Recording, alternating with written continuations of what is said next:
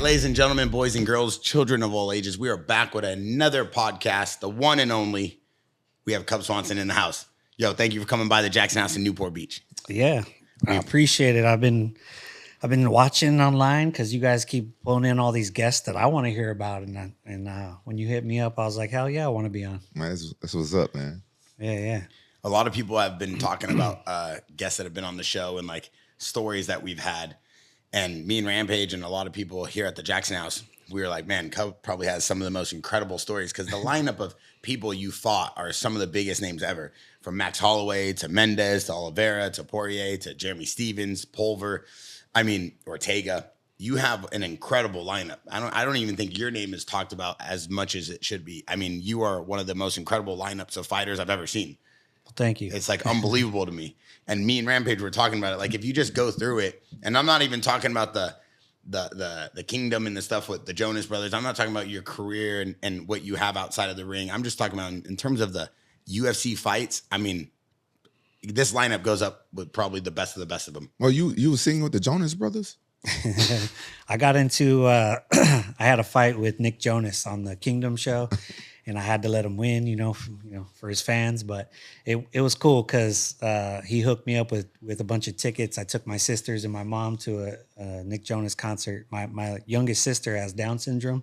And she was the biggest Nick Jonas fan. So she's like, "You're my favorite brother." She says all the time. I'm like, "What?" She's like, "You're my favorite brother." So that's worth it then. Yeah. It was worth it. See, I told you that fight was fixed. He said, "Damn, that was a good battle." No. He thought it was real. No.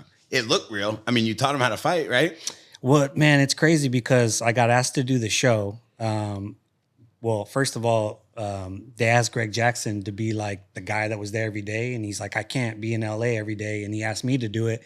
And I was like, I got a fight with Jeremy Stevens coming up. And it was a big fight. And I'm like, I can't go be on set every day. And he's like, well, who's one of our guys? And I said, Joe Stevenson is perfect. Everybody loves him. He's really good with people. He's not fighting anymore. So he went and he was on set every day, and him and Juan Archuleta, and they kind of trained everybody. And then in turn, they asked me to be the first fight. And so I showed up. They were like, hey, make a whole fight scene, 3 rounds. And with his not him, but his stuntman. And then you're going to teach it to Nick Jonas, and then you're going to do it. So I met him. We kind of ran through it like kind of half-assed. And then I met up 2 weeks later to film it. And they put us in the cage and we shot for like 5 hours straight. And they're like, just do all 3 rounds. And I was like, man, it was pretty tough. It was a lot of work, huh? Yeah. It's a lot of work. Just what they were asking. Cause I thought they were going to do like scene by scene, but they're like, no, do the whole round. And I'm like, man, you know how hard that is to like stage a whole fight scene, a whole round with someone that doesn't know how to fight. Like he was athletic and he did well, but a couple of times like I did like a throw and he's supposed to get back up and he was trying to like rush into the next move and I had to like bully him back down and be like, like you're getting up too quick. So I mean, I imagine that's how WWE is. You got to work with somebody. So I think one time I accidentally spinning back kicked him a little harder than I should have. And they were a little nervous. He didn't sue you? No, I got lucky. Was it the stunt double that you hit? No, it was him? They didn't really use the stunt double at all. Like they had him there, but then they just decided not to really use him. So did he look just like him? Not at all. And then I was like nervous about it because the guy's like, don't worry, I've been doing Krav Maga for 12 years. And I was like, shit, this ain't gonna work. No, that Krav Maga doesn't work for MMA, huh? No, because what are you gonna kick somebody in the groin and poke their eyeballs? Those are both illegal. It's like you just took away their whole arsenal. Yeah, exactly. He just called out the 2 moves Krav Maga spent most of the time teaching. They're like, poke him in the eyes, kick him in the balls. Respectfully, though, is Krav Maga looked at as like a real martial art? Yeah, a lot of people do. It is. A lot of people do look at it like a real martial art, but it's for like life-saving self-defense. It's not for sports. No, it's not for fighting though. Not for sport fighting. No way. Yeah, it's for life or death. Yeah. You poke somebody in the eyes, you bite them. Like they just no rules. Yeah, and that's a different. I can't hate on that. What's like the closest thing you would compare that to, like Vale Tudo or something like that? Like how do you compare? No, even that in Vale Tudo, you couldn't poke in the eyes and stuff back then. No, it was an Israeli martial art. hand-to-hand combat. That's it. So yeah, it's kind of crazy because now there's so many different martial arts popping up and everybody's like a master of everything. And then you have someone who comes up to a UFC fighter who's like one of the best in the world and says, hey, yo, I know Krav Maga 11 years. Let's get to it. Like, I would be like, no, dude, get this guy out of here. Well, it's the internet that really, blew everyone out of the water, because you could say, oh, I was a 5-time world champion. I'm like, oh, really? Let me look on my phone. What's your name? Yeah. And then they're like, oh, well, actually, Yeah. I have people at a bar like, I'm 50-0. Oh, what show do you go to? Oh, it's been underground. Oh, which ones? And then I'm like, what gym do you train at? And they're like, oh, I train at Millennia and Ranch Cucamonga. I'm like, oh, I go there. Romy and Batiste? And they're like, they keep backpedaling, and it's funny.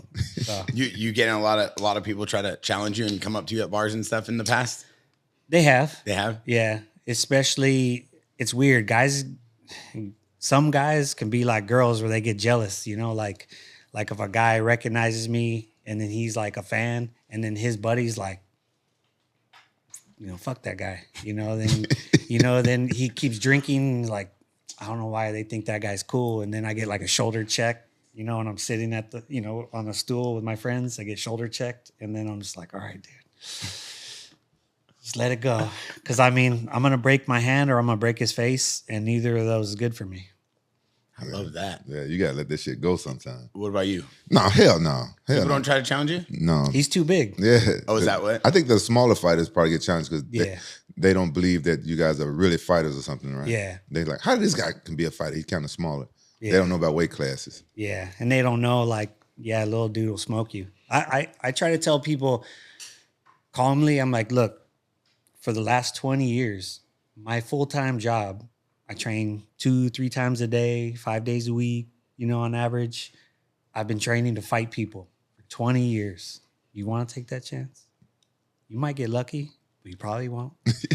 Damn, dude. That's a soundbite. Yeah. Damn. It's true, though. It doesn't really matter the size. Like Mosley, Sugar Shane Mosley was in here.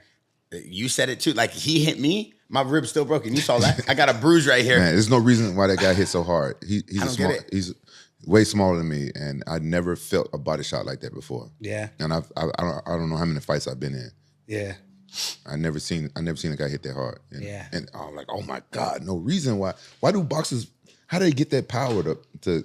He said because the hip torque. He said that he was taught how to really use his hip at a younger age, so everything comes from the lower body. But still, dude, he hit hard. He probably threw that punch hundreds of thousands of times in his lifetime. He just it's just like riding a bike for him. Yeah.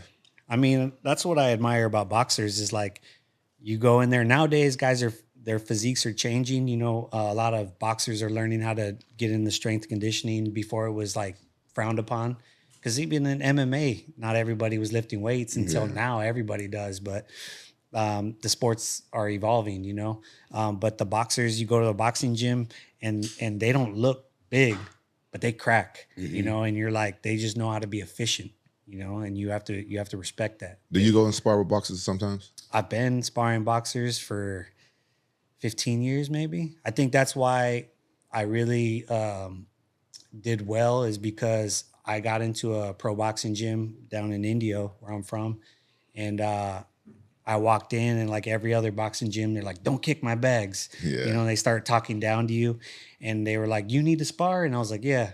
And I sparred and they had me go against somebody that had like 15-0. And then the next day I came back, they had me spar somebody else. And then the next day I came back, they're like, spar somebody else, all like top level pros. And then they're like, man, this dude's crazy.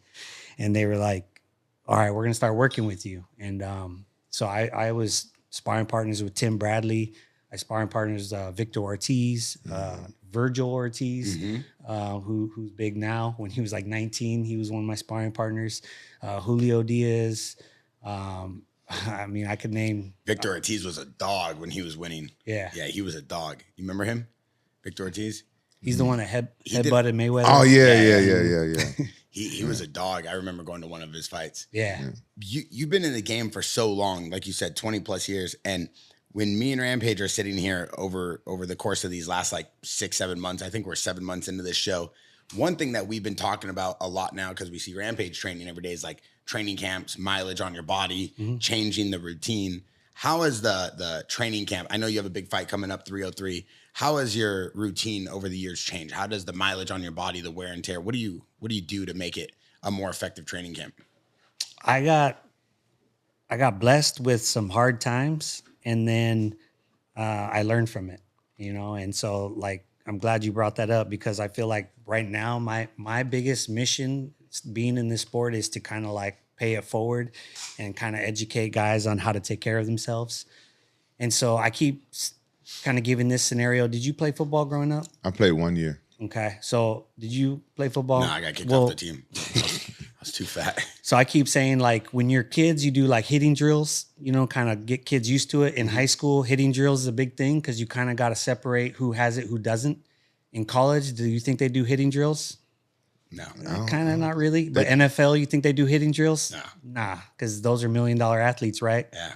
So I'm noticing a pattern of like these glorified sparring matches all the time that these coaches hold. I feel like these old school coaches don't know what they're doing. They just have a room and they have guys beat the crap out of each other, and they're like, that guy's good. To me, you're not really taking care of your athletes. So I feel like when you're an amateur and your first 5 pro fights, you really need to have that, because you got to separate. This kid don't got it. He breaks, you know.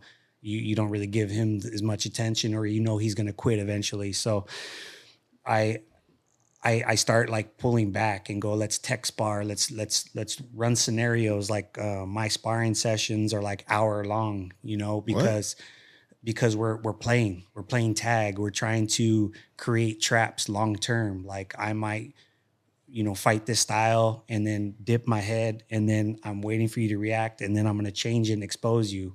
So when you're sparring not as hard and slower for a longer period of time, you can, you know, set traps. You learn the sways of you're winning. Now the other guy's got momentum, and how to steal it back. I'm trying to teach guys how to have a high fight IQ and not just get in there and beat the crap out of each other, because that's going to get you ready for a fight, but you're going to pull out of a lot of fights because you're injured, and then you're going to have a short career. Yeah, I heard about Ninja. He had a short career because at Shootbox they were doing like hard sparring all the time. Oh yeah, good example. And I avoid those gyms. So I'll tell you what happened. So back in the day, I was training for a fight, and Melvin Gillard was like, they go, hey, I was supposed to fight Eric Koch, and they're like, will you go southpaw for him? And he's like, yeah. And I always was like, this guy, I don't trust him. And everyone was like, no, he's cool. You know, he's rough around their edges. Just give him a chance. And I was just like, I kept getting, I didn't like the things he would do. He would like say that his hand was hurt, so he would wear an MMA glove on his right hand and a boxing glove on his left, and he'd say, I'm not going to throw this one. And then he'd be chucking it at people. And then when we would wear big gloves, everyone had 16s, and he would have like 12s. And we'd be like, what size are your gloves? And he'd be like, oh, man. And he'd get all offended. And we'd be like, dude, like, come on, like, you're bigger. Like, you're a 55er, we're 45ers, and you're teeing off on us. Like, it's building your confidence, but you're breaking us, you know? Like, damn. Like, so it's like shady, right? So they asked him to help me out. I was doing exactly what I was supposed to do, and he took it as like I was beating him, and we're drilling. So he switched stance, and he started like throwing these heavy jabs at me. And I've been boxing, and I slipped it, and he threw another one, and I slipped it, and I touched him with my right hand right on his neck and chin, like, and I smiled at him like, I could touch you, you know, be careful. And then he ends up coming back in, and threw like a half a jab and a jumping knee, and I dropped like this, and he blasted me in the cheek with no knee pad. And he knocked me back and fell on top of me, and everyone was like, oh man, you all right? And I was like, man. And I took my mouthpiece out, and my teeth were moving. So I go sit down, and Brian Stan came up to me, and he's like, you all right, man? That was nasty. And I was like, yeah, I'm good. I was like, I got a little bit of a headache, but you know, I didn't go out. It kind of hurt. So I was sitting there for a while, and they're like, you know, well, you all right? And I said, you know what? I feel like kind of a wuss for saying this, but I think I should go to the hospital. And they're like, yeah, let's go. So we go to the hospital, and the doctor does an x-ray, and I'm sitting there, or a CT on my face, and I'm sitting there, and I'm like, man, I'm such a wuss. Like, why did I even come here? because as fighters, that's how we are. Yeah. And come to find out, I had destroyed my cheekbone. I had like 7 fractures. My upper jaw cracked along my mouthpiece, so all my teeth were moving. Oh, I broke my orbital and my nasal, and they were like, dude, the whole left side of your face is crushed. And I was just like what the hell? Like this dude, like he just almost like damn near destroyed my career. So my manager was a doctor, and he decided for me to fly back to California and not get surgery in Albuquerque. And he was able to navigate. So I got an oral surgeon and a plastic surgeon to team up, and they wanted to do surgery on me one at a time and go out. So I would get put under twice. And my manager was an anesthesiologist, and a lot of people didn't know that. And he was like, you shouldn't go get put to sleep twice back to back like that. Is dangerous. So he ended up getting the plastic surgeon to get certified at the other hospital so that they could work on me back to back. So they put me under. The oral surgeon went in through my mouth. He put 2 plates right here in my face, wired my jaw shut, and then he was done. And then the plastic surgeon went in through my eye. And so I have a plate right here, and he fixed that. And luckily, the UFC decided to give us training insurance, and it was June 1st that our insurance kicked in. My injury was June 2nd. So I'm the first person to ever use the UFC's insurance. Wow. And it was like a $80,000 surgery. And they took care of it? Yeah. That's good. How long you was out for? So that was in June. I was the last one to go from WEC to UFC because of that. And so I fought November something in 2011. I was on Fox 1. UFC on Fox 1, so I was out like 5 months. Wow, that Melvin Gillard, that's that black kid with the blonde hair, right? Mm-hmm. I knew he was a punk. The one time I met him, I thought we had to cut weight, and weigh-ins at the UFC, and you know how Dana like to have the meeting, whatever. Yeah. So we sitting there all dehydrated and hangry and everything, and I can't remember what he said, but he said some bullshit to me. I looked at this little motherfucker, and I was finna slap the shit out of him. So I just cussed him out. I never liked him since then. Yeah, I figured he was a fucking punk. Yeah. I mean, and it sucked because he didn't get kicked out of the gym.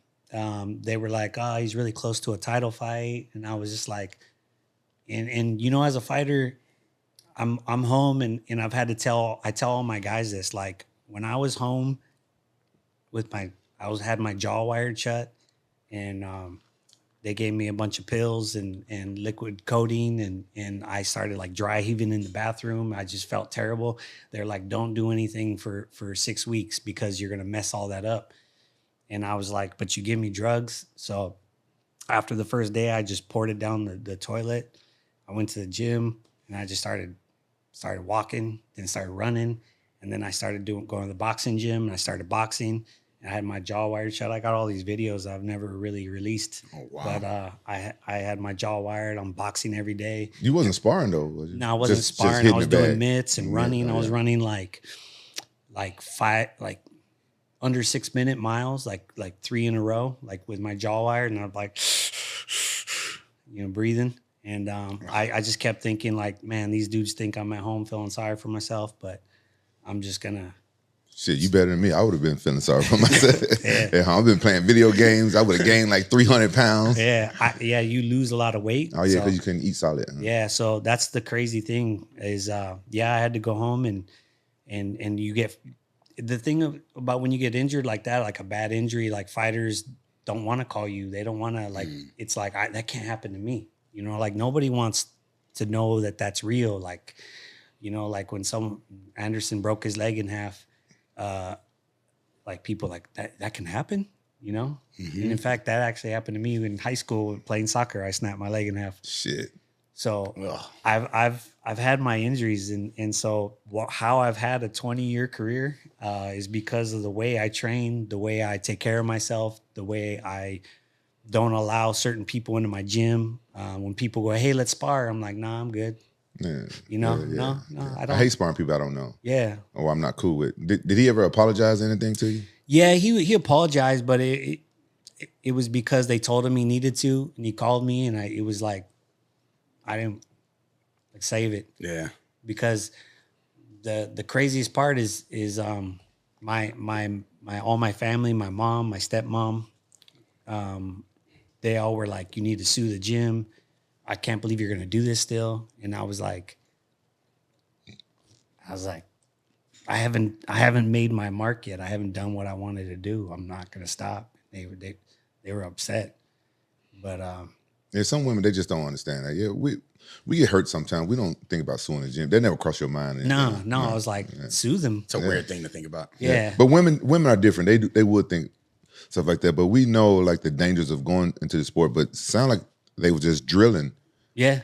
And it was weird. He just got like, he switched stance and postured up and he started ripping. And I was like, yo, like, what is that? And then my immediate reaction was to let him know, like, I can touch you, I'm being nice, And then he responded with taking it up a notch. So now when my guys spar at my gym, because I kind of run the show, I see it escalate, and then they both go, it's him. It's like, no, it's both of you. You guys are idiots. Stop, And I get annoyed because I see coaches in gyms, they just kind of cross their arms and they go, and they walk away. And I'm like, no, it's your job. Because if my coach was paying attention when that happened and they would have stopped it, they would have stepped in, it wouldn't have happened. Yeah.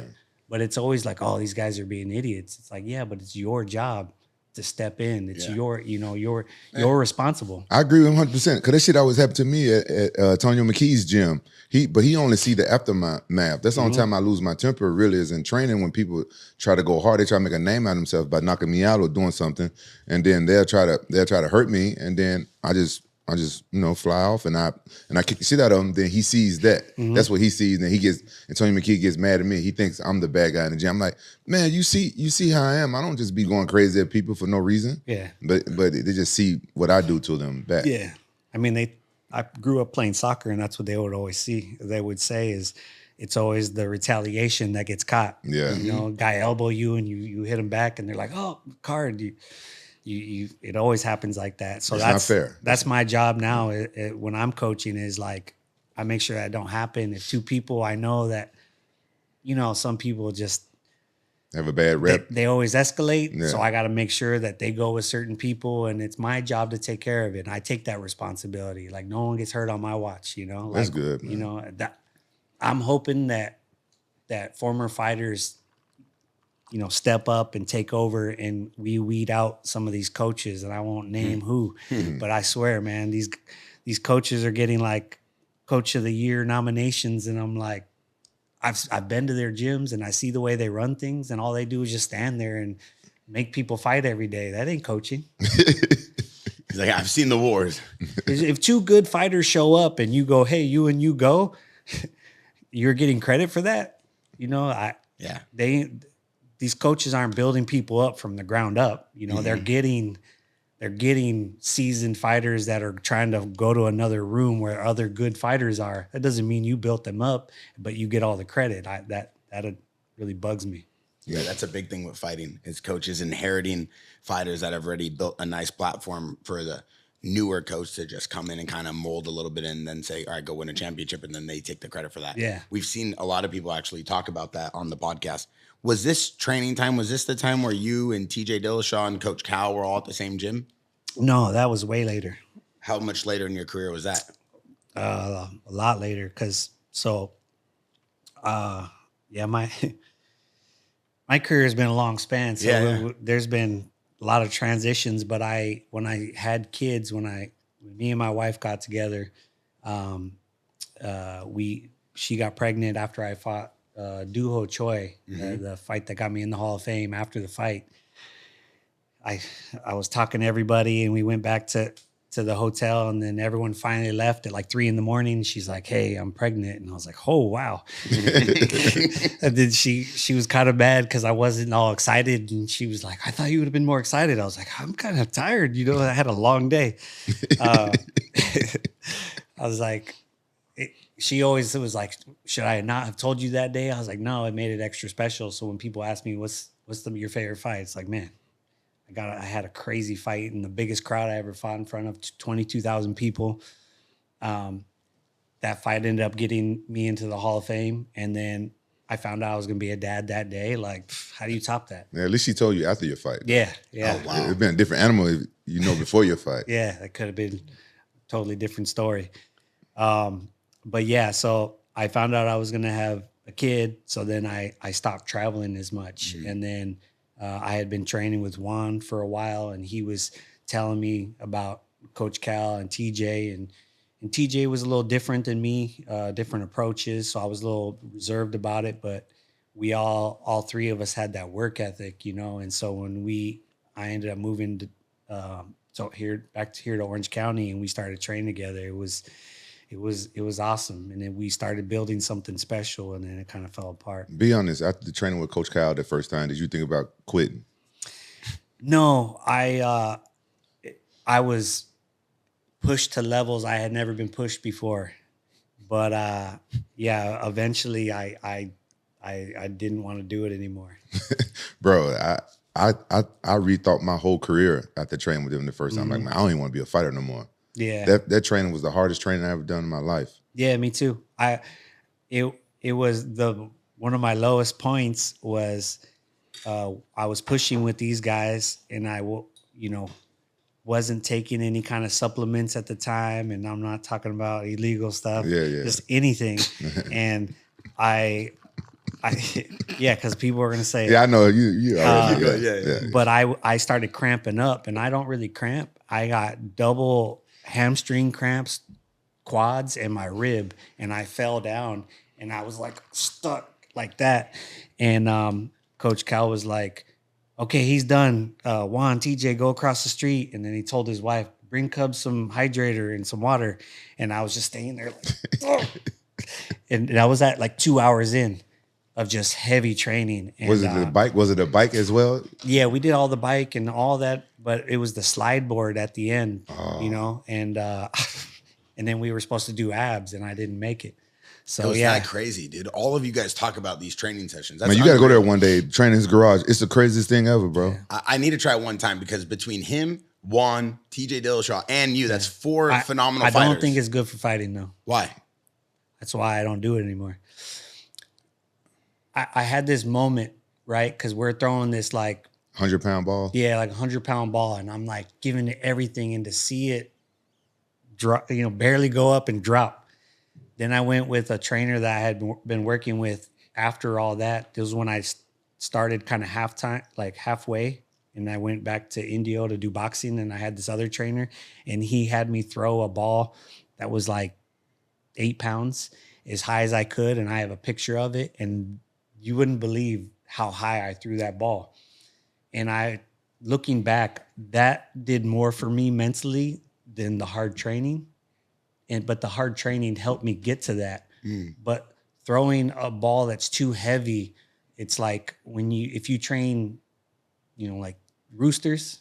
You guys know anything about? No. I know a little bit. I don't know about training no roosters. I don't know anything about it, but I've seen the video on YouTube with the guy trying to teach the roosters how to like run around and they kind of like fight or whatever. They hype them up and then they pull them back. Yeah, they hype them up and then they pull them back. That's how they train. They get so like aggressive, and then when they fight, they don't stop. Right? So you know about a little cockfighting, don't you? No, but I went to run with the bulls, and I learned how they tie the bulls' balls so that way the bulls explode with energy. But it's the same concept. That's why I saw that video. Yeah. So my philosophy, or what I've learned about it, is like my manager was the only person saying, "I don't like what you're doing," and I'm like, "But I feel strong. I feel good." I lost every fight that I trained with Coach Cal, and I'm not really blaming him. I learned so much from him. I think he's like a savant when it comes to some things. But when I said, "Why am I doing this?" and this has been my theory, my thing in my career, is I should always be able to challenge you. Like you say, go do 1,000 of this. Okay, why? Tell me why. Explain to me why that's going to benefit me, and I'll do it. But if you can't tell me why it's a benefit to me, then no, absolutely not. So I was getting ran to the ground. And when I said twice a week and then training hard, right? So by the time I made it to the fight, I was on E. There was no tapering. It was like grind. And so you get into the fight and you're like, I've been fighting for 2 months, 3 months. Like, I'm tired, And what I learned is we need to be trained sometimes more mental than physical, and be built up and learned that if you do things properly and you give your body time to repair itself, you'll perform better. And that's really what I learned. And so when I went back and I was like, hey, is there any way that we could alter this? I was told, well, he's not tough enough. There's plenty of people that want to be in your position. And if you're not tough enough. And I was like, do you know how many bones I've broken in fights? I've had my jaw broken twice. I've had my hands broken 14 times. 14? God damn. Yeah. Damn. He's got stitches everywhere. Wow. Like, do you think I'm not tough? Do you think I'm not tough? Man, you tough as fuck. 14 times. Yeah, what? My record, when I break my hand in a fight, my record's 8-2. Jesus. The 2 losses I had was Holloway and then Jonathan Martinez. With Holloway, I had a broken jaw and a broken hand, and I fought 3 rounds. And Martinez, I had a broken rib and a broken hand, and it was too much. So for someone to say I wasn't tough, like, really irked me and stuck me deep. Like, nah. And so then I realized, like, nah, you have to have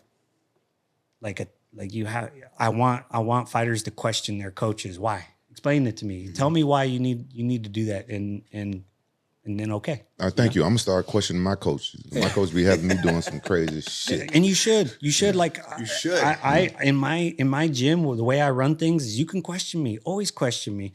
Because another thing what would happen is if I lost a fight, I always would take criticism. I'm okay with that because I want to be better. So if I lose my fight and I'm like there and I'm all depressed for a second and you start saying, Cub, you didn't do this, you didn't do that, you didn't do that, you didn't do that. Okay. Mm-hmm. Okay. And then I'm gonna go home. I'm gonna obsess about that. And then I'm gonna come back and say, can I tell you something? You know, when we were supposed to go on that run and you didn't show up, you know, when I needed you in this one point, could you make sure you do that? Next time, the way I say you hold mitts, can you do it a little bit like this? Because in the fight, it didn't translate well. So there needs to be, it's a relationship. It's an open communication. It's not a, hey, you do this and you do what I say or you get out of my gym. When I see coaches like that, we're good. Yeah, from my experience, a lot of coaches are like that. Yeah. And it's the coaches that deep down have imposter syndrome because what's your record again, sir? You're 2-5, but you're one of the best coaches in the world. Are you sure? Yeah. You know? Do you think that a good coach should have had an incredible career? I don't think so, but it definitely gives the fighters like a comfort. Yeah. It's like, I'm a Raiders fan. Yeah. Right now they decided they could have got one of the Jim Harbaugh and they said, no, we want AP. Mm-hmm. Antonio Finest. Pierce. Yeah. Why? Because he's a Super Bowl winner. He's been there. He knows what we're feeling. He knows what we're going through. I want that, I love that move for them too, by the way. Me too. And I'm the same way. It's like when my fighters are about to have a huge fight and they feel a certain way, it's like, I know. Mm-hmm. I know what that feels like. I've been there.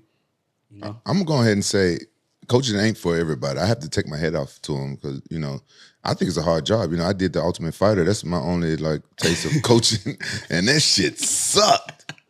I am not a coach. I don't have the patience. Like, you guys got to have good patience, and you got to have empathy, and I don't have none of that shit. I got ridiculed for it, but I kept it real. Like, these guys, they came to the show not prepared. Yeah. Like, how you going to come to? I don't know the process of being on the Ultimate Fighter. How much time you have before the show to get ready and stuff, right? I don't know any of the information. But I feel like if you come in on the Ultimate Fighter, you coming on this reality show to become the Ultimate Fighter to get a contract, you should already come in shape and ready to go, right? Yeah. Do you know how much time do they have to prepare? Do you know? I don't know. A lot of times months. So what I helped Dan Argueta, is one of my fighters, prepare, and I told him, I go, look, there's gonna be guys that are gonna look at this experience like they're going to jail. Like, they're going to wild out. And they're going to be, man, I'm going to be stuck in the house for 6 weeks, so I'm going to have fun. It's like, no, you need to be prepared like you're fighting the first day. And that's what we did for him. See, that was a good mindset. Yeah. So, I'm not going to say their names. I did 2 seasons, so I don't want these guys to look at me and think I'm talking shit about them. But a lot of guys wasn't prepared, and they rolled off on me like I was a bad coach. I'm like, these guys already have their coaches. They come to the show like this. I had like 6 days to get them ready for a fight. Yeah, and that's a tall task. Yeah, it's more about getting them mentally ready at that point. Yeah. We've heard some incredible stories about, an intense training partner like TJ Dillashaw, someone who's a world champion and obviously leaves it all in the gym. We've heard some amazing stories about you. When we look through your record with some of these big names, Chad Mendes, Oliveira with a huge win, Dustin Poirier with a huge win. You have Max Holloway. I mean, Brian Ortega, like we said, the lineup is incredible, right? And then you obviously went up in weight or cut down in weight. What was the most talented fighter you think you have faced over the course of your career so far? The first time I fought Frankie, the adjustments that he made in between rounds just baffled me. And then I had a great corner, but when I went back to my corner, their advice was like, let's not get taken down. I was like, yeah, I'm trying to do that. I'm really trying to do that. He's like, no duh. Yeah, and I got my face. I took like 60-something elbows on the ground. That was probably like the most punishment I've ever taken. And I felt like in those moments, I was the main event. I put my foot on his hip. We tried to be sneaky, and he stuffed it. I tried to be explosive. He stuffed it. I was like trying every different technique, and I just was like, man, they studied me. They knew exactly what I was going to do.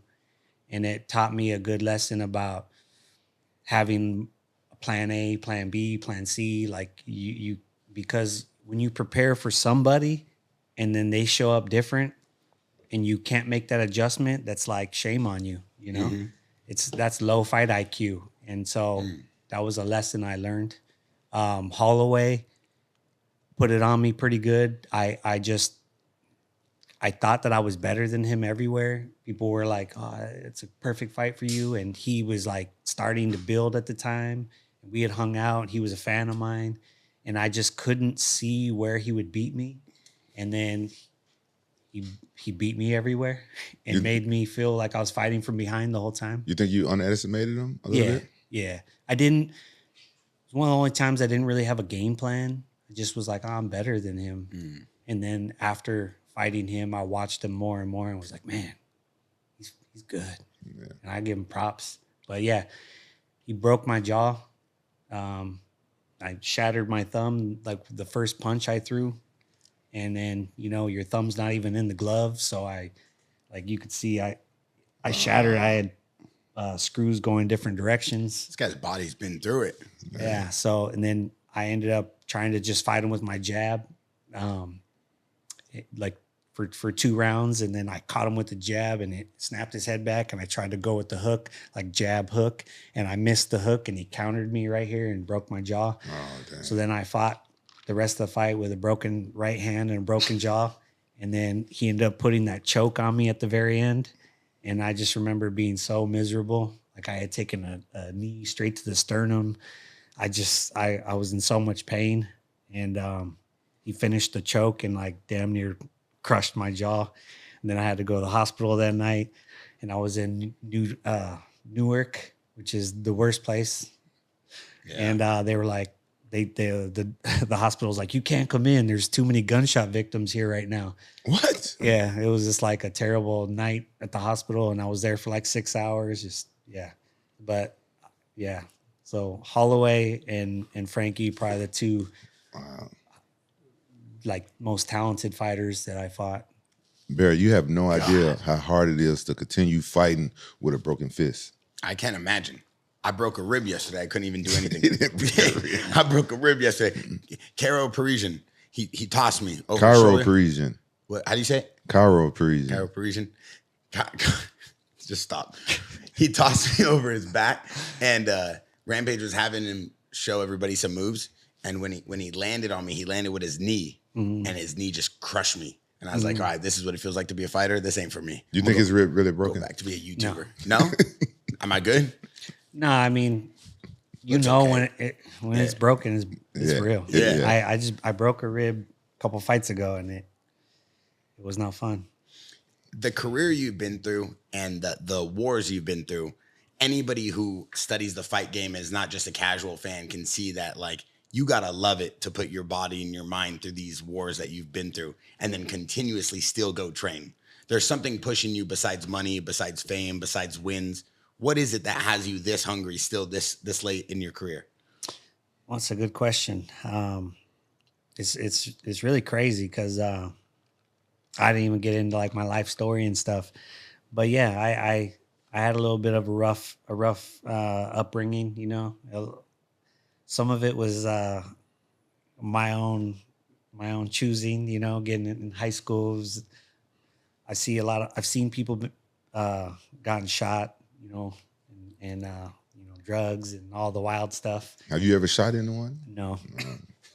I've seen it. I've had guns put straight to my chest. You know, I've been in the middle. One time I was in the middle of a gunfight, 2 people next to me and 5 people in front of me, and I ducked and ran. I thought I wasn't going to make that one. Just crazy scenarios that I put myself in, being a stupid kid, trying to be rebellious, and this sport saved my life. And I was in juvenile hall, you know, so this is something I talk about. The fight game changed because there was a time when you needed to be like a respectable human to be pushed because the sport was like, you know. And where I came from in juvenile hall is like, if you had a problem with someone, me and you around the corner, okay, let's handle it, you know. And when you talked and you ran your mouth and you tried to act tough, like you were a weenie, you were looking for a way out because the security guards would break it up. Like, so when Connor kind of came in and that started becoming popular, it just was like, ugh, you know, like that's not why I got into this. I got into this to be like, try to be the best version of myself and try to beat that guy that we both signed the dotted line. We agree on the rules and we're going to fight and we shake hands and it is what it is, you know. That's what I signed up for. I never wanted to be famous. I never cared about anything. But when I got into this sport, it just scared me and it made me motivated. And I really watched you and Ninja and Shogun and Crow Cop, mostly Vanderlei, the Pride days. Oh, yeah. I used to watch highlight videos and I used to just think like, man, one day people are going to watch my highlight videos. And I never wanted to be a world champion. I wanted to inspire the next generation. I wanted to be so good that people go, man, I want to do that. How did he figure that out? Because like Anderson Silva, the way he would like make people miss, you know, like the Forrest Griffin fight, and I love Forrest, but the way he made a miss and just touched him, and you know how hard that is. Yeah. To make it look effortless. To me, that was like what I called beautiful destruction. It's like, damn, this is such a brutal sport, but it's a beautiful sport. You know, like it's there's nothing like it. But be honest though, when you saw him bitch Forrest out like that, did you laugh? Yeah, I did. And then I saw Forrest a week later, and people were like heckling him, and I was like, man, it's fucked up. You know, like I like that dude. You know, I respect him, you know, so it was... People were heckling Forrest after that. Yeah. He quit after that, then. He that was his last fight, wasn't it? Was it? I don't know. I can't remember. I don't remember him fighting no more after that. Were you happy when Anderson was smoking him like that? Well, you know, I have a different opinion about Forrest. I feel like Forrest actually knows that he didn't win that fight against me. And I felt like he kind of played up to like he did really good. See, if I would have won the belt that way, I would have taken the belt. Yeah, who's gonna get the belt back? But I would have let it be known like, oh, I don't think I really won this belt. You know what I'm saying? I take a lot of honor into fighting. Like if I win a fight from judges that I thought I really didn't win, I'd be kind of vocal about it. Because I feel like there's a lot of honor in fighting, you know. Yeah. That's just my opinion. And you know, it was just come on, I lost my belt. So I'm a little bit salty about it. And so forth. I felt like he did a good job. He did a little calf kick that I've never seen before. But I felt like I came back and I was a champion, and I don't think he did enough to beat the champion. So I'm a little salty. So I was laughing my ass off when Anderson bitched him out like that.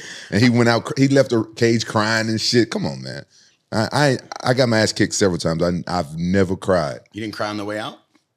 No, I've never cried after getting my ass kicked. Never. I mean, the artistry of how Anderson Silva can just stand in the middle of the ring, in the middle of the cage. He did it in boxing too. But when he just stands in the middle of the cage and it's like literally a movie. It's like the Matrix. Yeah. He can just move in slow motion and then just throw. And you have to think he went up a weight class to fight for us. So Forrest's the biggest guy in there. You know?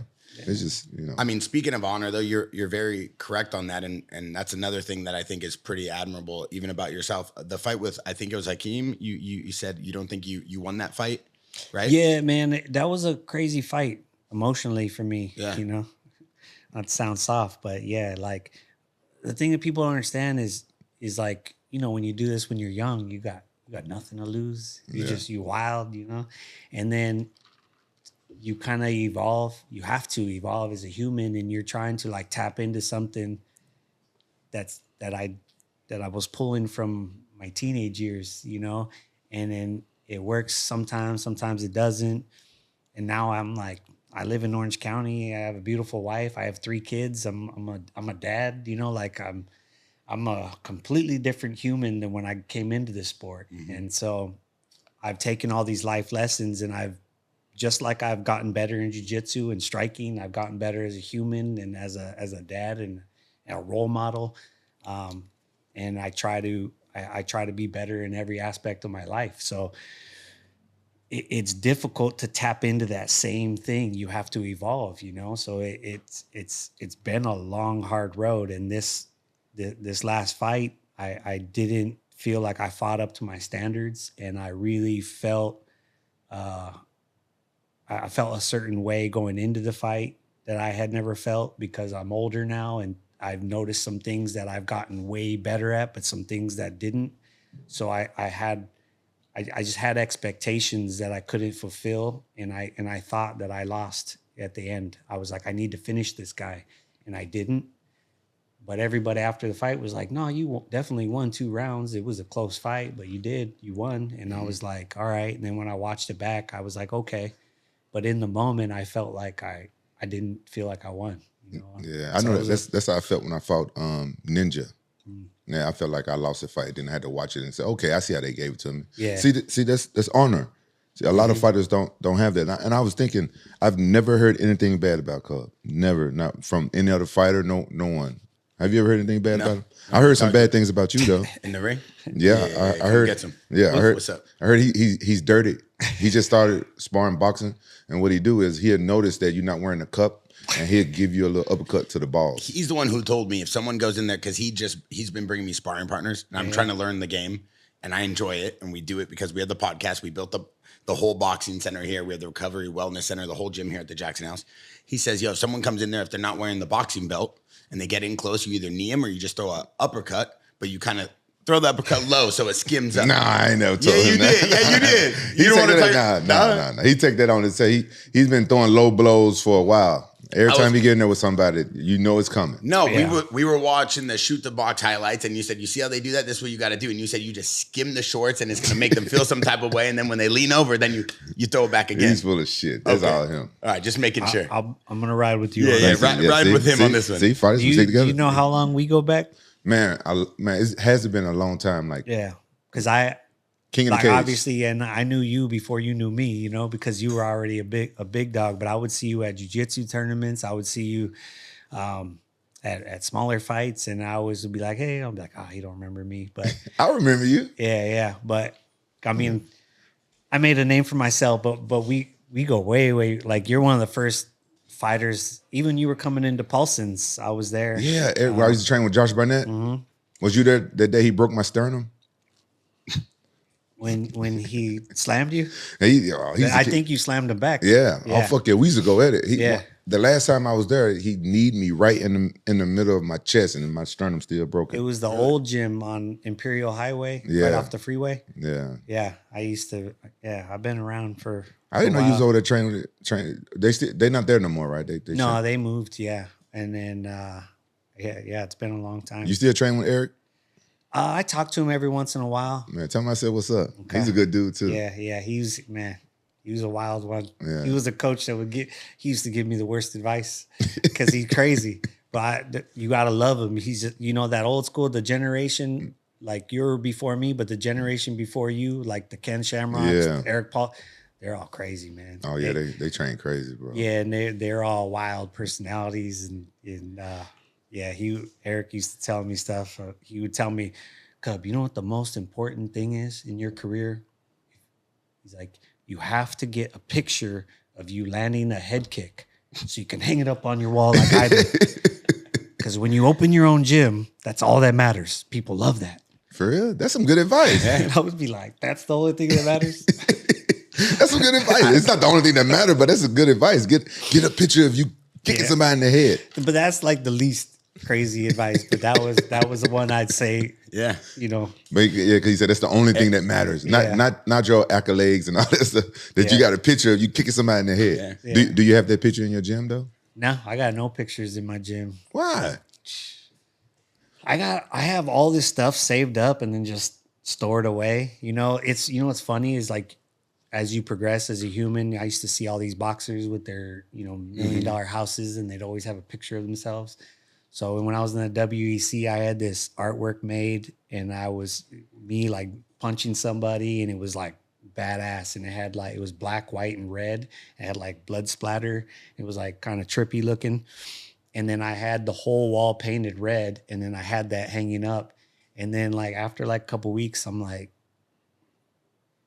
staring at it. And then somebody was like, you just have a big picture of yourself on the wall? And I was like, that is pretty douchey, right? Yeah, and yeah. Then, I feel you. And then after that, I was like, that's kind of dumb. Like, why would I do that? Yeah. But it's good for a place like a gym, but not at the house. I would want it at my house. I try to save all my stuff, you know, from Pride and like all the little Japanese magazines and all this stuff. And when my kids grew up, I try to give it to them. They're like, we don't want that shit. they don't give two fucks. I said, I just put it in the box. It's in the garage somewhere, kids and ducks. We'll frame it. We'll put it in the Jackson house. I give a shit to you. My kids, cool. they don't care about nothing. It's the weirdest thing. You would think that your kids would, oh, that's cool, Dad, because some of my kids can even read Japanese, but they don't even fucking give a fuck. No, we'll frame that and put that in here. I actually have a crazy story with Eric Polson. I met him during COVID at the RUCA Training Center with Pat, and it's actually super random. He was training. He was taught by, I think, Dan Asanto, the guy who Bruce Lee taught. And so everybody was super into fighting with those sticks. I forgot what they're called. Kali. Is that what it's called? Yeah. And he was training and he was in there and he was teaching me how to like throw people. Gilbert Burns was in there, Bushesha. I was trying to test for my blue belt with Alan Goes. And Eric Polson like threw me down and he's like, yeah, this kid sucks. He does not get in his blue belt. And so then I was like, damn, dude, I thought I was going to get it today. And then I came back like a week later and then Pat and all the RUCA guys were like testing me and Gilbert Burns just like threw me around in 2 seconds. And then I could see Bushesha like, no, he's not getting it. Yeah. I was like, all right, cool. So it took like another 6 months. And because they were just being tough on me for no reason. So it's like a year and a half in. And then Alan goes like, all right, come on. So they brought like a bunch of like white belt and blue belts and some purple belts. And then I ended up testing and getting it.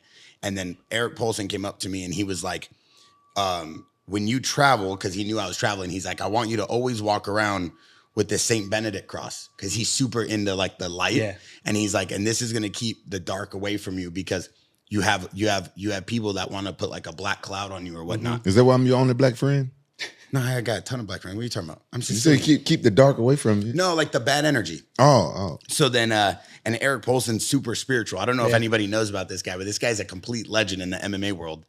And then super random. I was leaving Montreal. My flight was delayed. I'm in the airport by myself. And I see this guy walking over to me in like a hood or whatever. And it was Eric Polson. And he walked up to me. He's like, hey, you carrying that St. Benedict, the coin? And I was like, no, why? He's like, I told you to carry that. And I was like, how did this guy know that I'm stuck here by myself and that I needed that? So then I went and ordered one. And it's like this big St. Benedict coin that I was carrying on my keychain. And then that night he sent me all these videos and all these photos and it was all random things that was like happening to me that day. And I was like, this guy's either a mind reader or he called someone and heard because he sent me like a photo that looked like the hotel I was staying at, a photo of some clothes that I was wearing like a few days ago. And I was like, yo, this guy is the coolest, craziest guy I've ever met. And then we just became friends. He's super interesting. And I just recently saw him on a podcast somewhere. And I was glad that somebody was talking to him and getting those stories because he's getting up there. Yeah. But Yeah, we had a couple close training partners and friends pass away in our time knowing each other, and he would always call me like a couple days later and be like, "Hey, so and so came to me in my dreams, Wow. and then they said this and that, and they're doing okay," and I would be like, "All right, appreciate that. Thanks for telling me," And it's just like, for me, it's so odd 'cause I don't really believe in that stuff, but But you believe them. But you believe them when he said it, though. Huh? It's so soothing. I'm not sure if I do, honestly. I just keep an open mind, but I appreciate him for being him. You know what I'm saying?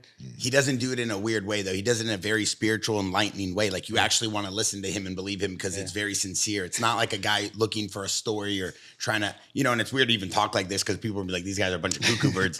But, if you do have friends who feel like they can connect with people through energy, I mean, it is cool, right? Nothing wrong with that. Have you ever seen a medium or anything? Have you ever went to go see one of those people? No, but like talk to the dead and stuff? No, but ever since I've been carrying that St. Benedict ring, I keep all the bad energy away. I even keep a St. Benedict Zippo at all times because this is what they keep on them before they would smoke the bad guys in the movies. So I keep this on me. Let me see. Oh, yeah, that's cool. I carry that around with me all the time. Why you carry? Do you be smoking the Zaza as well? No, I don't smoke nothing. I just keep that on me because you light that before you go to war. And since I've been going sparring and people have been trying to kill me, I light it before I go in the ring. Oh, for real? Yeah. You just light it up? No, I just keep it on me at all times. It's cool. It's got a vibe to it. Oh, Listen, cool. You were one of the first and the very few to KO Charles Oliveira. And he had a career rebirth, and the guy obviously is one of the best to do it right now. What are your thoughts on him and his career and what he has going on right now? I'm glad he moved back up to 55. I think, he was a shell of himself at 45, and, that I was able to be on the benefit of that, one of the people. But, yeah, it's crazy. I didn't even train any jiu-jitsu for that fight because I had pulled my groin pretty bad and I couldn't run. And I was like, I'm just going to knock him out. What are you going to do? They gave me like 6 weeks notice. I was pretty heavy. I couldn't run. I was like, I'm going to knock him out. And then plus I kind of didn't like him when we got the fight. Why is that? Every fighter is different, but you try to give each other respect. We had fought on a couple of the same cards before that, and he would put on his headphones on like the bus, and it'd be like, it's a lot of tension, when you're on your way to weigh-ins or the fight, and you just have your team. It's pretty quiet. Everyone's respecting each other because everyone has different energy, Some people are in a good mood, some people are not. And Charles would have his headphones on, and he would be singing Brazilian like religious music, and he's like singing loud, but he's just like, Is he a good singer? No. And that bothered me so much because I'm like, dude, you're not the only one on this bus. Like, have some respect. And then when the next day we got to the arena, it was like 6 sets of chairs around a big mat at the arena. And the first thing he did is he took he had this huge oversized banner and he whipped it out and he put it on the mat.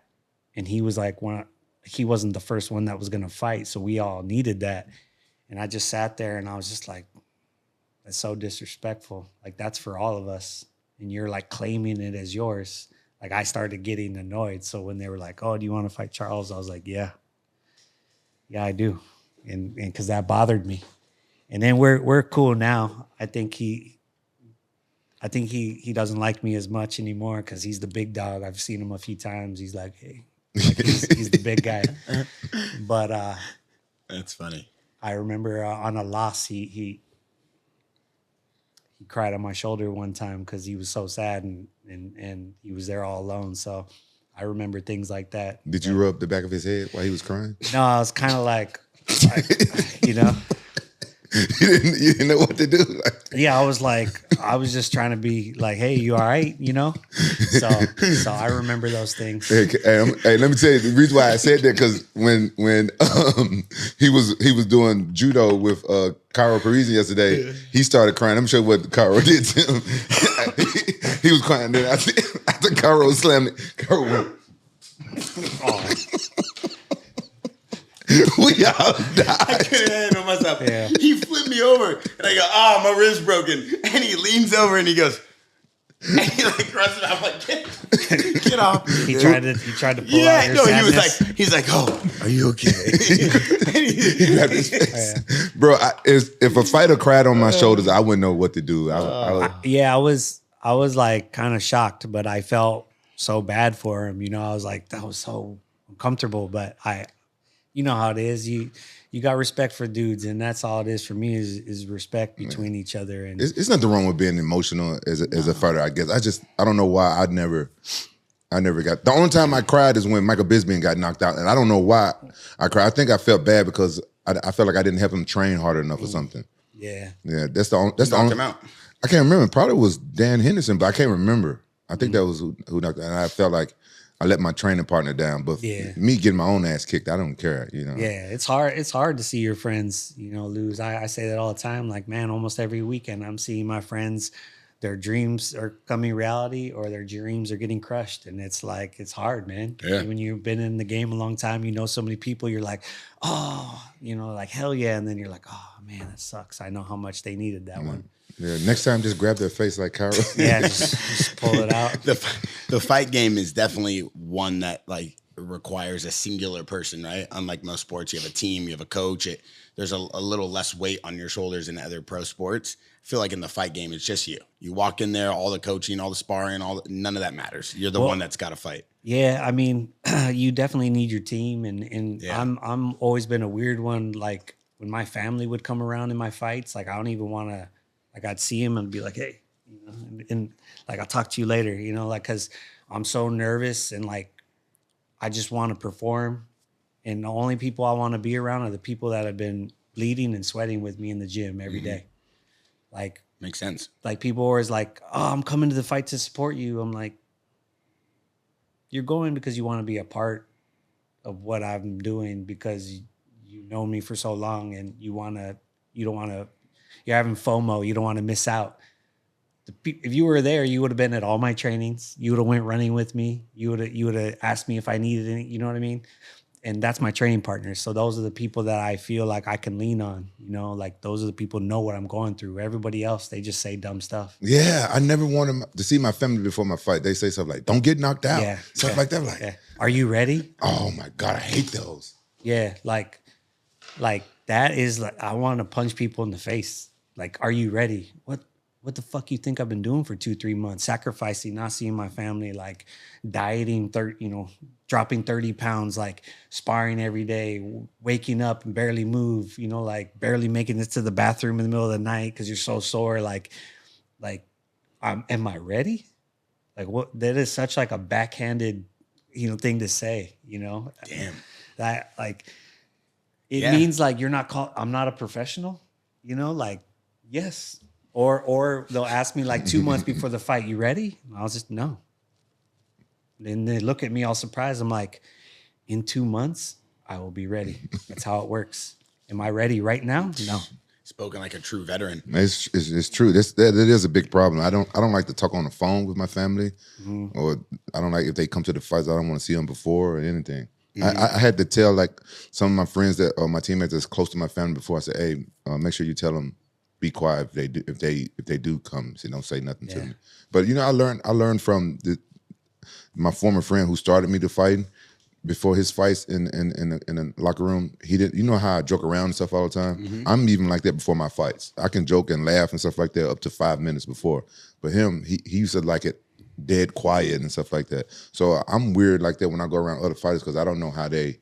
Prepare for fights. So everyone's different. Everybody's different. So when I go around other fighters and stuff like that, like when I'm in there with one before his fights and something like that, I be quiet and stuff like that. My other friends, I'm just quiet. I don't know how they prepare for their fights. I don't know how that translates to like sparring, but I've watched you joke around and mess around and then walk in there and do like 2-3 rounds too. Oh yeah, it's different. Yeah, I could joke around and like I said, I do it before my fights. But I notice like 5 minutes before my fights, like I just hit a switch and I'm a different person. I ain't joking no more. See, for me, it took me a long time to learn because, like you said, everybody's different. I've had to flip a switch and go to like a dark place to be able to fight because I'm not a confrontational person. I'm not a mean person at heart, but I have some demons, deep dark, like a lot of us fighters do. And I have to tap into that. And I know that if I'm all revved up and I tap into that offensively, I'm a little stiff because I'm tense, but I need that for my defense, because if I'm too relaxed and I'm fluid offensively, I can't take it. I can't take the hits.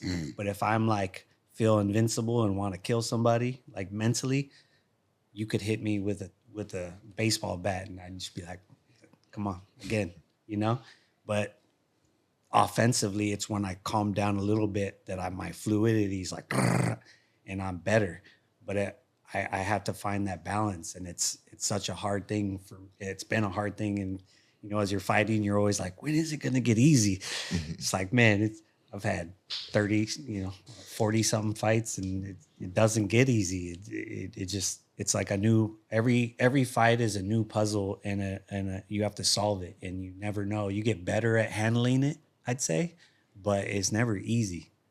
Do you listen to music before you like in the locker room before you? Yeah, I listen to like gangster rap because takes me to like my darkest of times of when I was in high school doing like, I was like in some shit and I was like a dark place doing drugs and just wilding out and not caring about life, and so that takes me to that's how I tap in, like, oh, okay. I used to when I was young, when I was fighting in Japan. Then one time I took a short notice fight, I think against Fedor's teammate, and I was listening to that what's the name of this group, Remstart or something, that German group, like du hast, du hast Mitch. I listened to that shit, and I went out there. I tried to kill that motherfucker. I was like, I ain't listening to this shit no more. You got too revved up? I got too revved up, and see, there's like, that's the thing too about. I feel like you, as a coach, you really need to pay attention to your fighter. And there's like one of my fighters, Danny Silva, that just got in the UFC. The dude is a G. He's good. We have to rev him up, and then we got to pull him back. And he needs that. We rev him up and get him all hyped up, but he can't fight like that, or he fights stupid. We rev him up and we calm him back down, and then he goes out there and he's like, oh, watch this. And you just kind of sit back and watch. There's other guys that you got to keep, and then Dan Argueta, one of my other fighters, he's like, they're both from Chicago. He's like Clay. They're, having high-fiving jokes, and they just want things to be cool and chill, like, I'm about to go fight. Let's have fun for a minute, so everybody's different. That's a good coach that he can figure out the different fighters. And even the way he talks about it, it's like, dude, you got to understand your ecosystem. Like, he's taking care of the environment, so that way the environment doesn't explode. We see so many gyms and fight teams explode because they got no control over that environment. And speaking from someone who's just managing and basically built this gym for fighters, I see these fighters every day now. I was telling Rampage, I go, never in a million years will I run a fight team, a fight gym. Just from this, I can imagine how crazy it is. Because, dude, we have some of the best in the world, like yourself, in here every day now. And then after, they stay here and train. And, thank the Lord we have Rampage here, who everybody wants to be around. And it makes it a fun environment. But I can't imagine doing this every single day as the full-time job. For us, we get to turn it off when we want. It's a podcast, and then after it's a training session. But for you guys live and breathe this, and you built a career doing this that's, unfathomable. As we get ready to wrap this up, one thing I want to touch upon is we heard this story that before you were getting ready to fight Crone Gracie, those jiu-jitsu gyms wouldn't let you in. Certain people wouldn't let you train with them. They said, oh, you're fighting a Gracie, you got to kick it.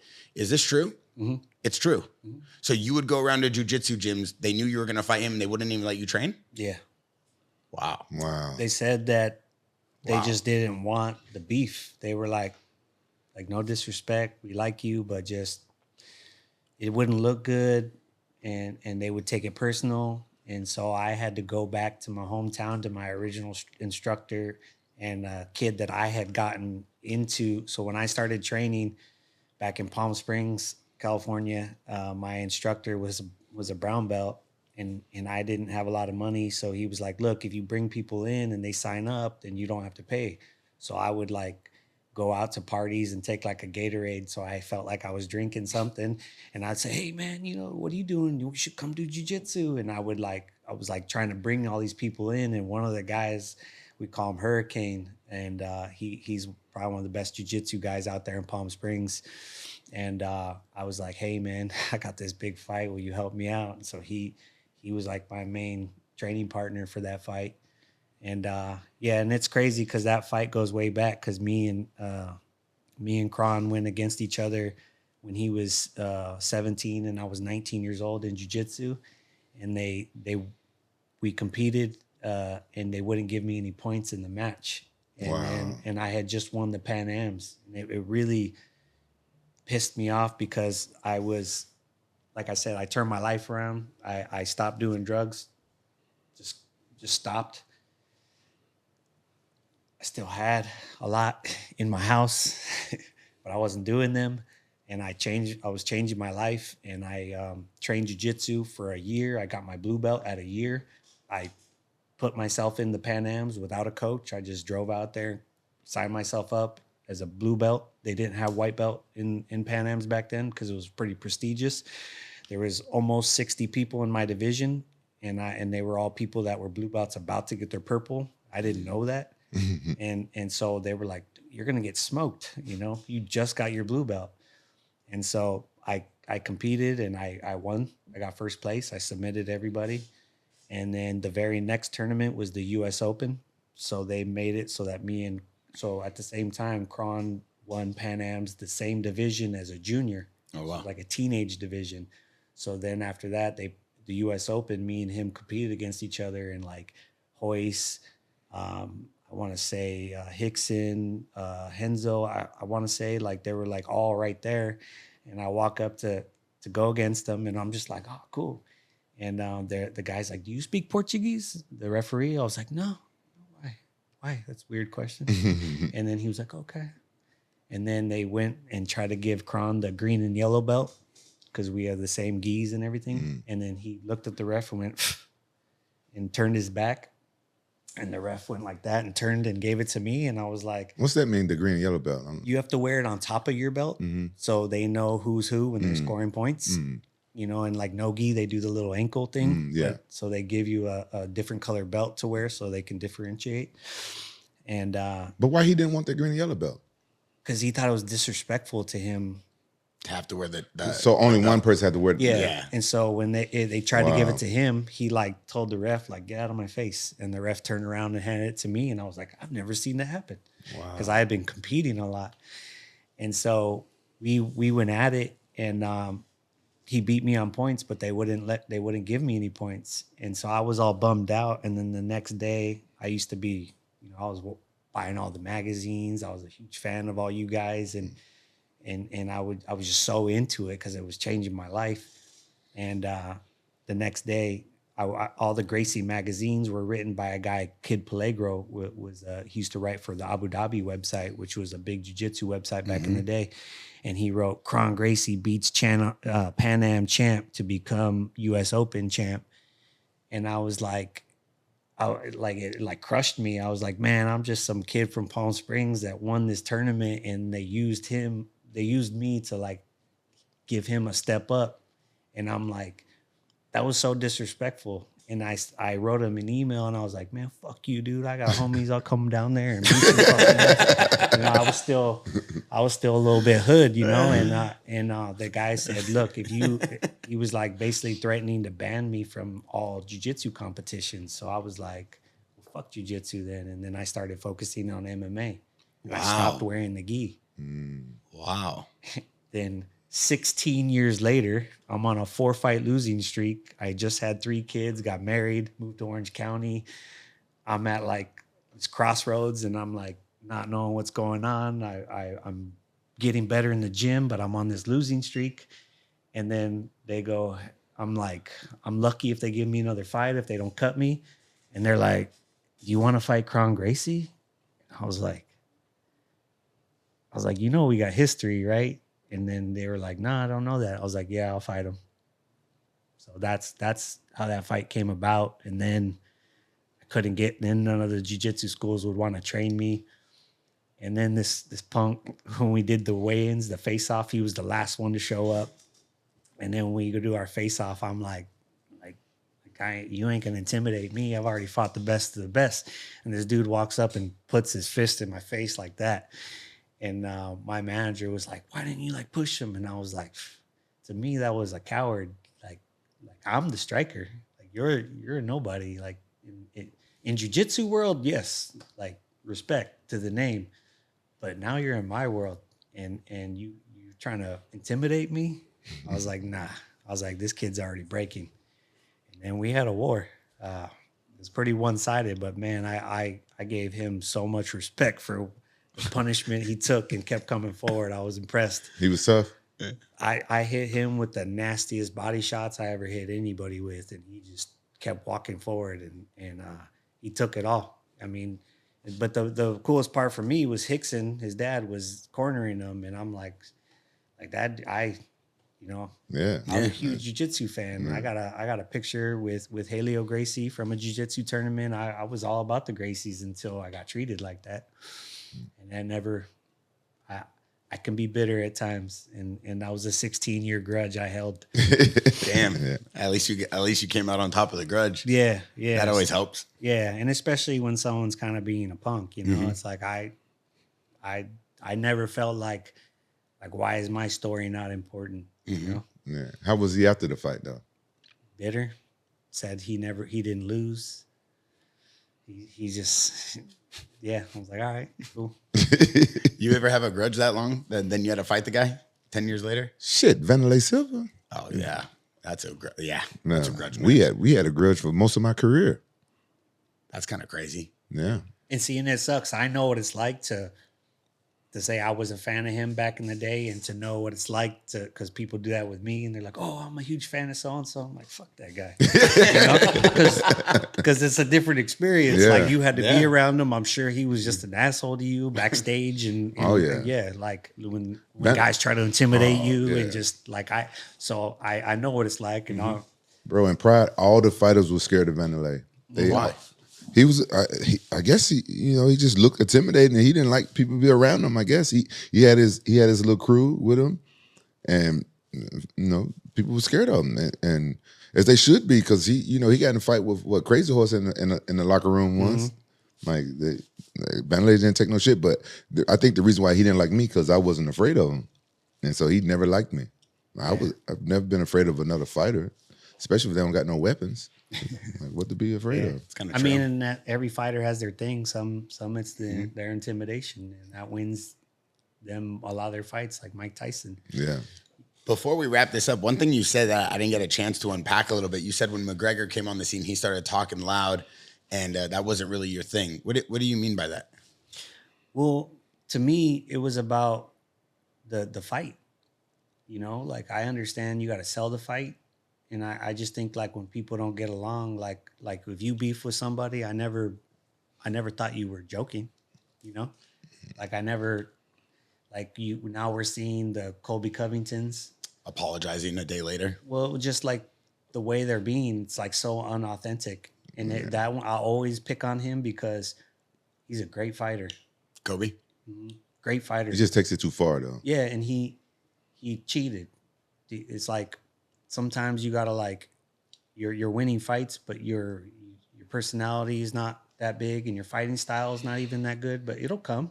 Like, but you took a shortcut. You started being a prick, and you started drawing attention to yourself, for the wrong reasons. He wasn't always like that. No, like Chael. Oh yeah, Chael. Chael, me and him fought on the same card in WC. He was not like that. He was quiet. He was quiet, respectful, and then all of a sudden he started playing a part, and I was like, that's weird. People are like, is he really like that? I'm like, nah. And I don't. I like Chael the human. I don't like Chael the character. I don't like Conor. I think is really crazy, but what I didn't like is the way he was to people. Like me and him almost fought twice. Once at the UFC, he sat next to me, and then just started talking shit to me. What was he saying? He's just like, "Oh, you're old, blah blah."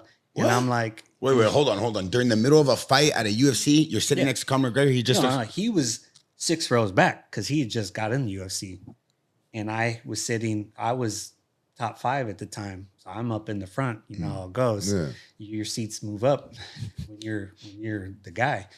And there was an empty seat, and he came and he sat next to me. and he just started poking at me, and that's what he was doing. He was poking, picking fights with every guy, and I get his strategy, but it just was disrespectful. And he's not even your weight class though, is he? He was a 145er. Oh, And I that's didn't know the that. reason I never got a title fight is because of him. So when people are always like, "Oh, Cub's always been bitter because of Conor," it's like, yeah, because I never got a title. I've never fought for a title in my whole career. Not on any organization, and I've been number one contender multiple times. He took your spot. Yeah, and then everyone was like, "Oh yeah, Conor this, Conor that," and I'm like, "Well." He did great. How did it end that night that he was talking loud to you? The security came and got in between us. And then another time when I was in Ireland, I was a guest fighter, and me and him ended up in the elevator together, just me and him. And then he started talking shit to me, and he had a fight in like a couple of days, and I'm like, bro, like what are you doing? Like Literally no one around, just you and him in the just me elevator. and him. But did you bitch down, or you talk shit back to him? No, I didn't bitch down. I was like so surprised because I'm like, dude, like the way I work, if you had a fight in this week, I wouldn't fuck with you. I give you respect. Yeah. So I kind of was just, and then he's like, he said something, and I was like, hey man, just focus on your fight right now. Why are you trying to? Cub was like, this disrespectful motherfucker. He was probably taking all. He was taking back like, what the fuck? Yeah. I mean, and I was, because I was like, why are you trying to pick a fight with me? You're fighting like tomorrow. And then he's like, no, I don't. I was like, you got a tough fight? Just worry about that. He's like, I don't have a tough fight. I have an easy fight. And I was like, and I was getting like really pissed off. And then he would do that stuff his whole career, and he never got in trouble for it. So you're a better person than me. It really pissed me off, you know? But with no cameras around and it's just you and him in an elevator, like he really means it then, because there's no show there. It's obviously just him. He's just always He poking. didn't care. Yeah. Wow, Connor's a savage. But he was good at getting in people's minds. that was his thing. That was his thing. Like, what was he expecting to get out of that? With no press They in probably the elevator? they probably get him to call Conor out, and there'd be more for him to, you know. Because at the time I was above him, you know. We laugh about it because at the time he kind of poked at everybody. He was saying Chad Mendes was too short. His thing with me was I was old. I was 28. I'm fucking 40 right now. And this dude, I wrote on an Instagram page one time, because every once in a while I get petty, and he said something about coming back, and I was like, you're too old. And then my message got deleted. It's like, he's like 33 now. He's 5 years older than when he got all his little entourage to call me old. So that I thought that was funny, you know. It's like, oh, you're too old, you're washed up, you know. God. But yeah, I just never was a fan of him because of what happened after. I knew when he came in, it changed. It really did change the sport. But everyone's like, oh, he did things for you. No, he didn't. He never spoke up for fighters. He always spoke out against fighters. He never did anything for any fighters, only for himself. And he was disrespectful the entire way. And he never got in trouble for anything he did that other people got banned, exiled. Yeah. So he's right. I was told to calm it down when I was saying stuff like what he was saying. I was told not to say it. What if Conor called you out right now and you 40 and he's in his 30? Would you still fight him? I mean, I don't even know. It's a big payday though. Yeah, it's a payday. He's a lot bigger at this point. What weight class is he fighting at now? I mean, we'll see if he can make 55. Oh, damn. He was a big 45er back then. I mean, I honestly don't even know if I want that kind of attention anymore. I'm already. You feel like you've done what you was going to do in this sport? Yeah. I heard at UFC 300 this weekend that they're going to announce Chandler versus McGregor at UFC 303. Where you heard that from? I heard it through a good source. I've been kind of seeing that coming. And then I heard that what they're going to do is potentially make a new like catch weight style. I've heard that. And then 65 and 75. And then move everybody up and down a division. Which they should have done. Reset the division ago. so people can't clean out a division, and then launch the new gloves, and then launch the new cage and a bunch of crazy. Well, a new cage? I heard a bunch of crazy things. I don't know. Obviously, some of it's legit. I saw the new gloves. Yeah. I'm hoping those aren't the. What they look like? They look kind of worse. They look the same but smaller, and they had like a the ones that they used for my guy Danny Silva fought in the Contender Series. He had a crazy fight, and they took the gloves right away, and we're still studying these. They didn't go all the way around. Mm-hmm. They kind of, you take the long part and you loop it through the wrist and then go back the opposite way. Mm-hmm. But they had like a texture on the glove, which I was like, man, you're about to rip some people's faces. Yeah. You don't want no texture on the And it was surprisingly a little, you couldn't really feel it, but it was definitely there. I thought that was strange, and they felt smaller. I was like, man, these are. Yeah, I'm not a glove expert, but I saw a photo. Someone had posted a photo on a close friend's. Not going to say who. Give me that photo. I will. But I didn't screenshot it actually because it would notify them. But what about the new cage? I don't know nothing about that. I'm just going based off what I heard. I don't want to put out rumors, but obviously some of it you could see is real. Mm-hmm. And then I saw the inside grip of the new glove had a lot bigger of a hole, like a lot bigger of a stretch. Well, that's something they needed to do because we're always trying to open those up because once you have the hand wraps and then the gloves, and if you don't like stretch out the fingers, it'll cut off your circulation, especially these two. Mm-hmm. And some commissions are like, "What are you doing? You can't do that to the glove." And you're like, "Dude, I do this every state. Just stop, chill the hell. We're not doing anything." And you just try to, because your circulation will get cut off. So sometimes the commission is I'm not a glove expert, but I did see some cool updates. They had like little circles around all the updates, but I did see something that I wanted to ask you, and you just touched upon it. It seemed like there was a kind of like a marbled pattern on the leather, or like the material. It's like a marbled ribbing in a way. I felt like there was a pattern on it that was a little rougher than like a smooth leather. Yeah, it seems like if you were to get hit by that, it would rip the skin off. Yeah. My biggest thing with them is I told them many times I think a more curved glove. Yeah. And their argument was always like, well, what a, striker and grappler. I'm like, if it's middle, if it's curved, striker, grappler, like it's in between. But the gloves come like this. Yeah. You know? Do you wrap your gloves up when you get them? Yeah, I try to massage them, and then I have my boxing coach, Joel Diaz. I'm always like, do less, because he wraps my hands like I'm a pro boxer sometimes, and I'm like, just be thick. That last fight, Don House was like, Coach Joel, that ain't gonna fit in the glove, and he was like, yeah, it will. And then I got the glove on, and then he wrapped it, and he was like, man, I feel sorry for that guy you're fighting. And man, that dude, my coach can rap. One thing before we let you go, when UFC, and I'm sure you know this too, when a UFC fighter is getting wrapped, like in boxing, they have the opposite team watching, right? Like the commission gets to be there. Are you allowed to use that entire roll of tape wherever you want? Or is it can't go over the knuckles. Can't go over the knuckles. Yeah, and that's pretty much it. And you can use quite a bit of tape. You just can't do layering. You can't go tape, gauze, tape. You can only go gauze and tape. And then you could keep wrapping as much as you want. Yeah. You could use as many rolls of tape as you want, as long as it fits in the glove? I think it's one roll. Okay. I always wondered that. I saw a YouTube video that this fighter used to take all the tape and just wrap a certain part of his hand. That way when he hit, and I was like, I don't understand the science behind that. I've never fought. That's here in America. In Japan, I'm not going to say no names, but I've seen fighters tape their hands and put syringe something in their knuckles. Yeah. What? They didn't have no commission on that. They didn't give a fuck. What are they putting in there? I don't know. What Margarito got in trouble for was plaster of Paris. Against Sugar Shane Mosley. Yeah, but he had actually used it before that. No way. He got caught that time. But look at when he fought Miguel Cotto. Miguel Cotto was outclassing him, but then hit a wall like the 8th round, and his face was like beat up, but he was winning the fight. And then he just got...